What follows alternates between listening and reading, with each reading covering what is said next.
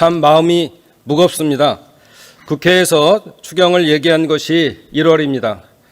본 위원장도 벚꽃이 피기 전에 추경안을 제출하면 벚꽃이 지기 전에 통과시키겠다는 얘기도 한 바 있습니다. 그런데 4월이 끝나가는 오늘에서야 추경을 위한 예결위 전체 회의를 개최하게 됐습니다. 벚꽃 추경이길 원했는데 장미 추경이 되어버렸습니다. 정부가 이렇게 미적지근하게 반응하는 사이 경제는 곤두박질 쳤습니다.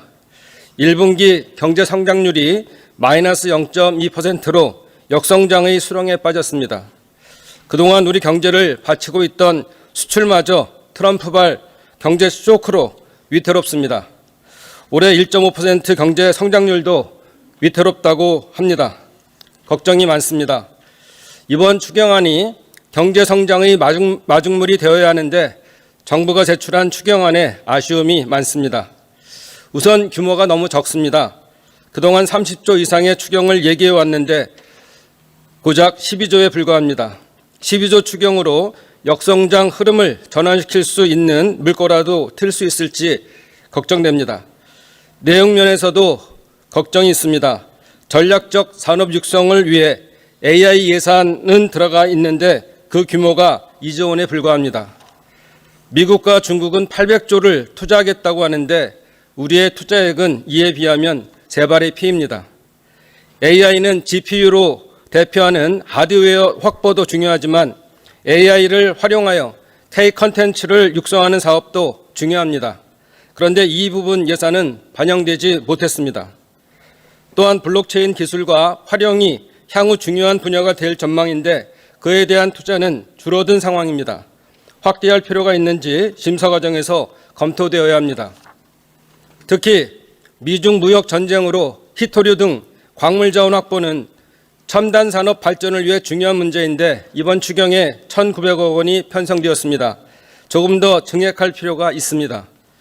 바이오 산업도 세계 경제의 흐름상 간과해서는 안 되는 분야입니다. 미래 먹거리 산업에 대한 투자에는 무리할 정도로 관대해야 합니다. 현장을 돌아다녀 보면 여기저기서 통곡의 소리가 들립니다. 엊그제 어린이집 관계자분들을 만났는데 문을 닫는 어린이집들이 갈수록 늘어나고 있다고 합니다. 폐업의 문제는 비단 이분들만의 문제가 아닙니다. 골목 상권도 무너지고 있습니다. 교육과 경제가 무너지면 나라가 무너집니다. 제갈량의 비단 주머니를 소환해서라도 묘수를 만들어내야 합니다.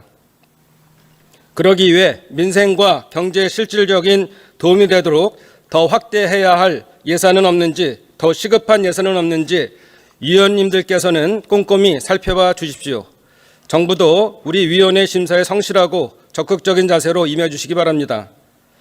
저도 위원장으로서 우리 위원회가 원만하고 효율적으로 운영될 수 있도록 두 분 간사님들과 여러 위원님들을 모시고 힘껏 노력하겠다는 말씀을 드리겠습니다. 예산은 국민의 삶입니다. 그래서 국민의 고단한 삶에 대한 위로가 국가여야 하며 예산이 국민의 눈물을 닦는 손수건이 되어야 합니다. 정부와 국회가 어려운 민생과 나라 경제를 살리는 데 최선을 다해 주길 당부드립니다. 그러면 추경안을 상정하기 전에 먼저 의결사항을 의결하도록 하겠습니다.